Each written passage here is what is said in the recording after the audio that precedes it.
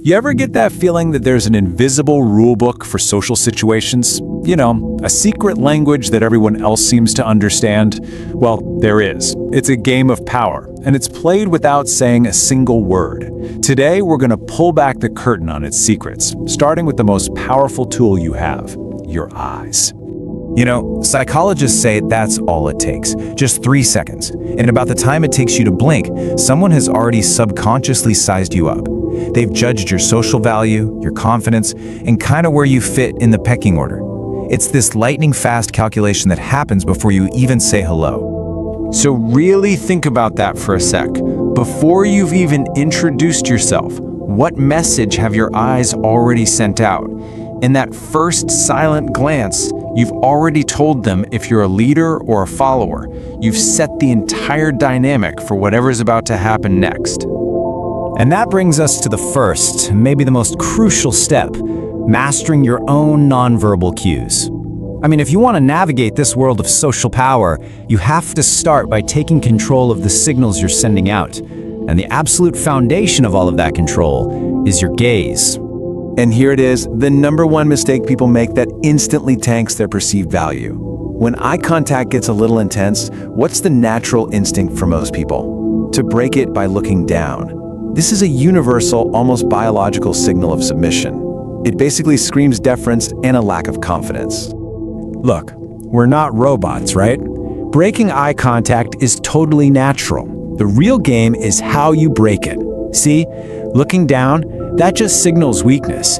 But if you look to the side or up, whoa, completely different message. It suggests you're thinking, you're processing information. It projects intelligence and control. All right, let's get into the how, the actual techniques. There are 3 levels of mastery here, and each one is for a different kind of social situation. We've got the sticky eyes, the love triangle, and the anchor. Okay, let's start with building charisma. Think about what most people do. The second a conversation is over, their eyes just dart away. They want to escape that little bit of social tension. You need to do the exact opposite. With sticky eyes, you hold their gaze for just 1 extra second after they finish speaking, then you smoothly look away. It's subtle for sure, but subconsciously, it tells them they're important and that you're genuinely locked in. Now for level 2, and I got to give you a huge warning on this one. Only use this when you want to build attraction. It's called the love triangle. So here's how it works. You create a little triangle with their eyes and their lips. You look from one of their eyes to the other, then drop your gaze briefly down to their lips and then back up to their eyes. It creates this very specific kind of tension, but without the intensity of a creepy stare. But again, please do not use this with your boss. Seriously. And finally, the psychological weapon.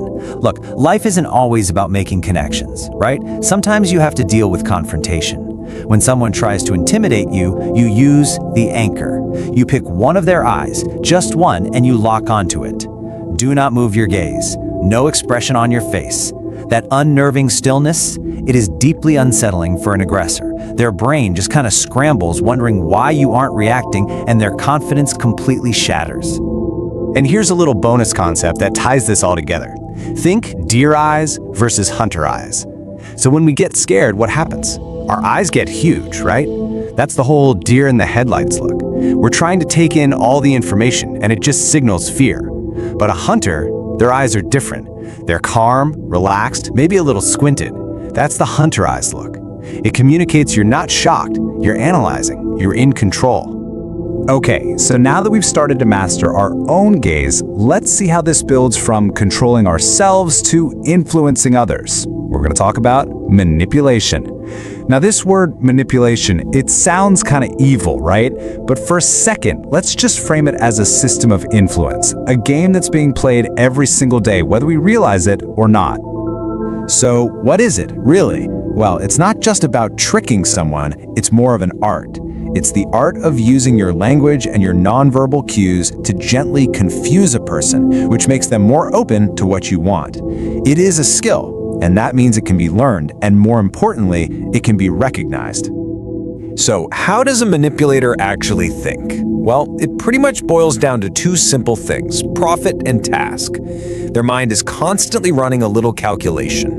What can I gain from this person, and what can this person do to help me achieve my goals? And if the answer to both of those is nothing, they're not going to waste their time.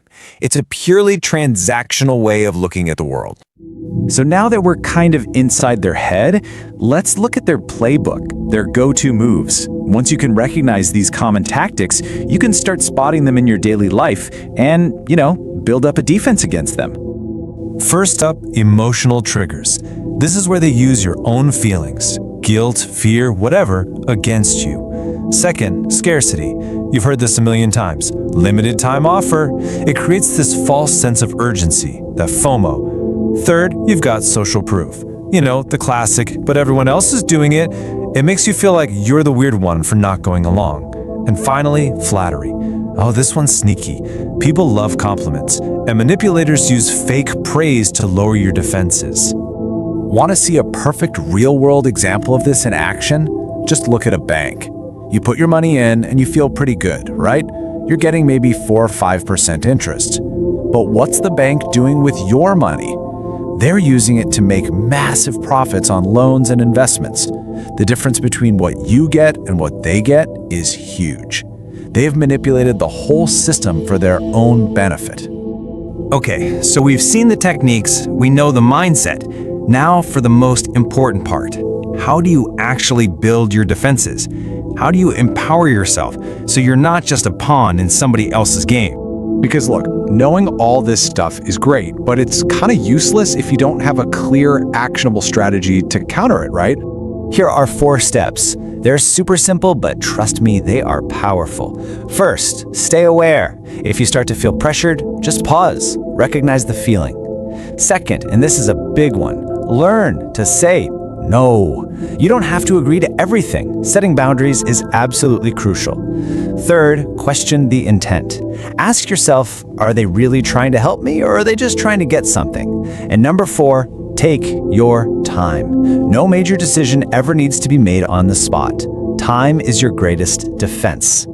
So at the end of the day, it all boils down to this one question. Understanding eye contact, recognizing manipulation, these aren't just tricks. They're tools for understanding the hidden dynamics that shape our lives. The game is always being played, all around you. The only real choice you have is, are you going to be a conscious player or an unwitting pawn?